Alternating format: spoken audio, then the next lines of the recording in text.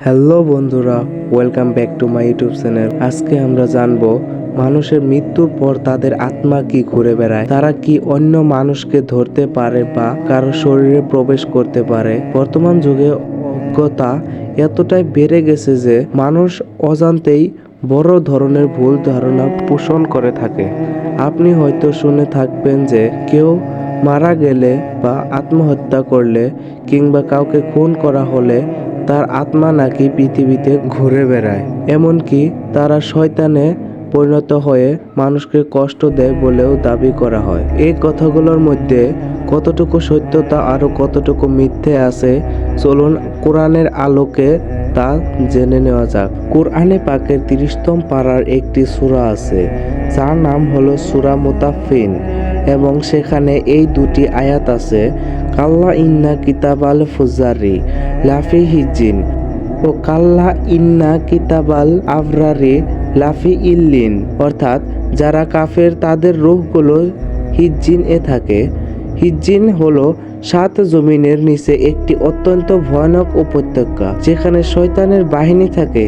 সেখানে কাফেরদের রূহগুলোকে বন্দী করে রাখা হয় এবং তাদের পাহারার জন্য 2 জন ফেরেশতা নিযুক্ত থাকেন। অর্থাৎ সেই রূহগুলো কোথাও পালিয়ে যেতে পারে না এবং মুক্ত হতে পারে না। আর মুমিনদের রূহগুলো 7 আসমানের উপরে ইল্লিন নামক একটি জায়গায় থাকে। সেখানে তাদের মুক্ত করে দেওয়া হয় এবং তাদের হেফাজতের জন্য রিমিয়াইল ফেরেশতা থাকেন। তারা স্বাধীন থাকে, চাইলে জান্নাত ভ্রমণও করতে পারে। এছাড়া আবে জমজম এবং খানা কাবার কাছেও রূহ থাকে, কিন্তু তারা কোনো মানুষের শরীরের ভিতরে প্রবেশ করতে পারে না। এখন কথা আসে যে মানুষের উপরে যা ভর হয় সেটাকে, তো বন্ধুরা সেটা কোনো আত্মা নয়, বরং ইবলিস থাকে। ওটা শয়তানের কুমন্ত্রণা যা মানুষের মাধ্যমে কথা বলে। যেভাবে দুনিয়াতে আসা আমাদের একটি উদ্দেশ্য, ঠিক তেমনি শয়তানেরও একটি উদ্দেশ্য আছে, আর তাদের উদ্দেশ্য হলো মানুষকে পথভ্রষ্ট করা। আজ আমাদের যদি কোনো কিছু জানতে হয় তবে আমরা সোশ্যাল মিডিয়ার সাহায্য নেই, কিন্তু শয়তানদের আল্লাহর পক্ষ থেকে এই শক্তি দেওয়া হয়েছে যে তারা যে কোনো জায়গায় আসা যাওয়া করতে পারে এবং যে কোনো মানুষের ব্যাপারে সবকিছু জানতে পারে। শয়তান সবসময় সেই সব মানুষদের খোঁজে যারা আত্মহত্যা করেছে বা যাদের খুন করা হয়েছে অথবা স্বাভাবিকভাবে মৃত্যু হয়েছে, তাদের সম্পর্কে সবকিছু জেনে তাদের নাম নিয়ে শয়তান সেই মানুষের কাছে যায়, যার মাধ্যমে সে মানুষটিকে পথভ্রষ্ট করতে চায়।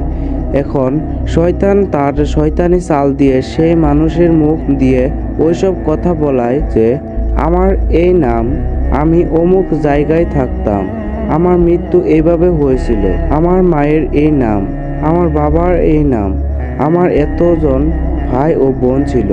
অর্থাৎ সে এমন সব কথা বলে যাতে মানুষ বিশ্বাস করে নেয়। আর যখন মানুষ সেই সব কথা শুনে, আর শয়তান এটাই চায় যে মানুষ যেন বিশ্বাস করে গুমরাহ হয়ে যায়। এখন মানুষ ভাববে যে এতে শয়তানের কি লাভ, এবং শয়তান কোথায় কোথায় ঘুরে যে সবকিছু জেনে নেয়। তো আমি আপনাদের বলে দিই যে শয়তান সব জায়গাতেই থাকে। এক একজন মানুষকে গুমরাহ করার জন্য অনেক অনেক শয়তান থাকে, আর এতে শয়তানের লাভ এই যে তানাসুখে আত্মার এক দেহ থেকে অন্য দেহে যাওয়া বা পুনর্জন্ম, এর আকীদা রাখা কুফরি। অর্থাৎ যদি কেউ এই বিশ্বাস রাখে যে মৃত্যুর পর মানুষের রূহ ঘুরে বেড়ায় এবং একে অন্যকে ধরে, তবে সেই মানুষ কাফের হয়ে যাবে। এ কারণে শয়তান মানুষকে গুমরাহ করার জন্য এইসব কাজ করে। কিন্তু আপনাদের এইসব ফালতু কথা এবং শয়তানের চাল থেকে বেঁচে থাকতে হবে। আল্লাহ আমাদের সবাইকে শয়তানের ষড়যন্ত্র থেকে রক্ষা রাখুন, আমিন। ভিডিওটি ভালো লাগলে লাইক, কমেন্ট, সাবস্ক্রাইব করবেন। আল্লাহ হাফিজ।